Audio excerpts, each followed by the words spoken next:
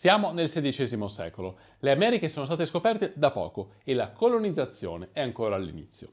Nell'America del Sud i conquistadores, attratti dall'oro, stanno già facendo mattanza di popoli, ma nell'America del Nord le ricchezze delle nazioni native americane non fanno gola ai regnanti europei, allora interessati ai metalli e alle pietre preziose del Sud, anziché a vaste terre da occupare e a miniere d'oro ancora da scoprire.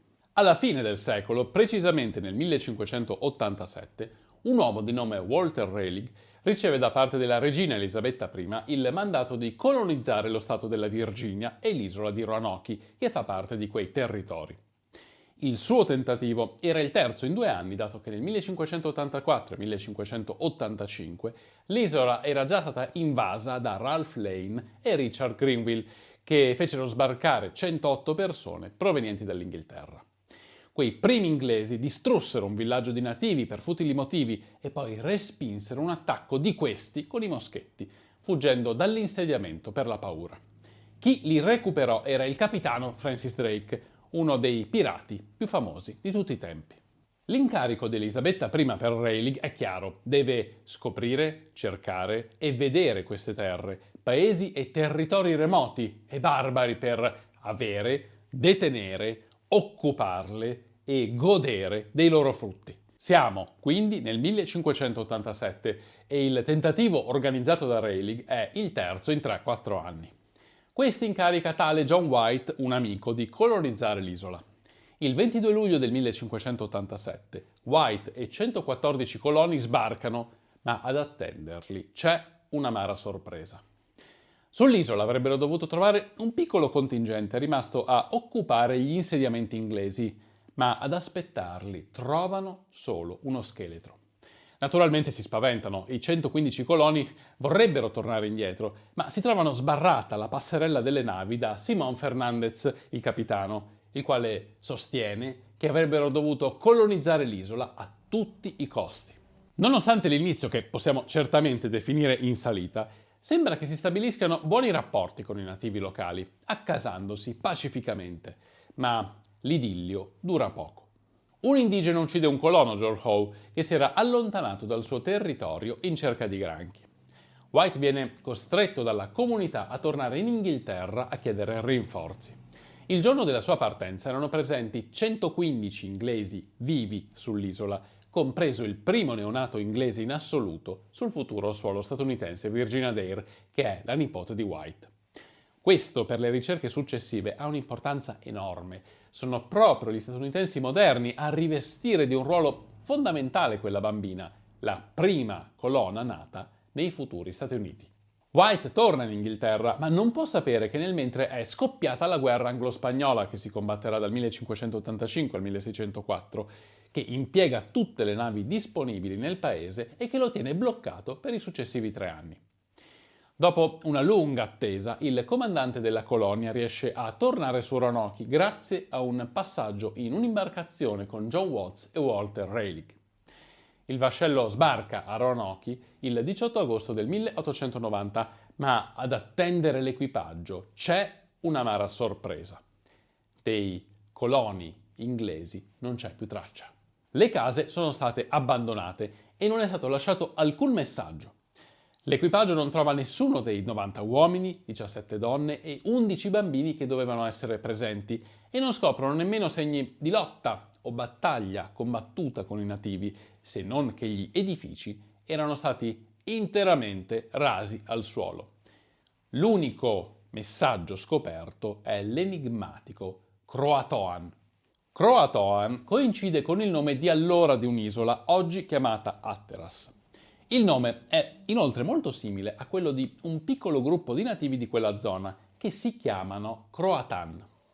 L'equipaggio della nave è stanco, impaurito e nonostante le richieste di White si rifiuta di proseguire oltre nella ricerca dei sopravvissuti e di cercare i coloni fra i nativi locali. Ma quindi, che fine fecero gli inglesi su Roanoke? Le ipotesi riguardo la fine della colonia sono molteplici. La prima, ma solitamente meno accreditata, è che vennero semplicemente sterminati dai nativi locali. La confutazione inizia dalla totale assenza di segni di battaglia, poi c'è quella parola incisa sull'albero, Croatoan, che apre spazio alla seconda ipotesi, ovvero la migrazione dei coloni sull'isola vicina o nell'America continentale. Fra tutti gli studiosi che si sono occupati della questione, le ipotesi che vanno per la maggiore sono quelle di un'integrazione dei coloni con i nativi locali. Questi non avrebbero sterminato interamente la colonia, forse risparmiarono le donne e i bambini, e sono diverse le etnie che reclamano discendenti dalla colonia perduta di Roanoke. La principale indiziata è quella dei Lambì, composta oggi da circa 60.000 individui, che dovrebbero avere parte del sangue dei coloni perduti di Roanoke. Altre nazioni sono quelle dei Tuscarora e dei Wianoak.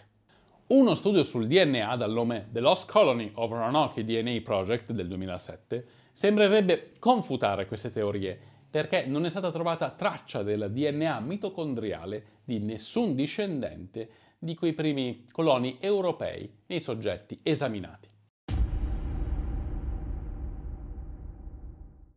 Nel 1998 un team guidato dal climatologo David Stale dell'Università dell'Arkansas e dall'archeologo Dennis Blanton del College of William and Mary ha analizzato gli anelli di alcuni alberi di cipresso antichi 800 anni, prelevati dall'area dell'isola di Roanoke, dalla vicina Carolina del Nord e dall'area di Jamestown in Virginia, in modo da ricostruire la cronologia delle precipitazioni e della temperatura dell'arco temporale esaminato. Lo studio ha consentito di appurare che i coloni andarono incontro alla peggiore siccità degli ultimi 800 anni.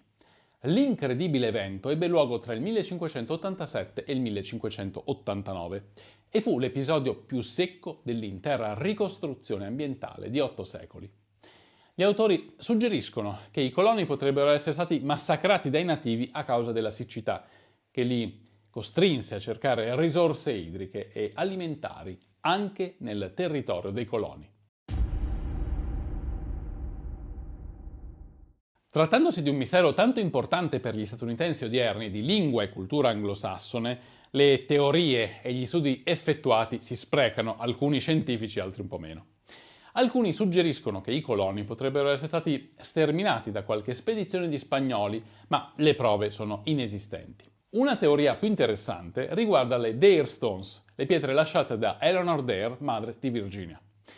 La prima venne scoperta nel 1937 da tale Lewis Hammond, un turista californiano, che la portò alla Emory University di Atlanta, dove fu esaminato dal dottor Haywood Jefferson Pierce, professore di storia americana.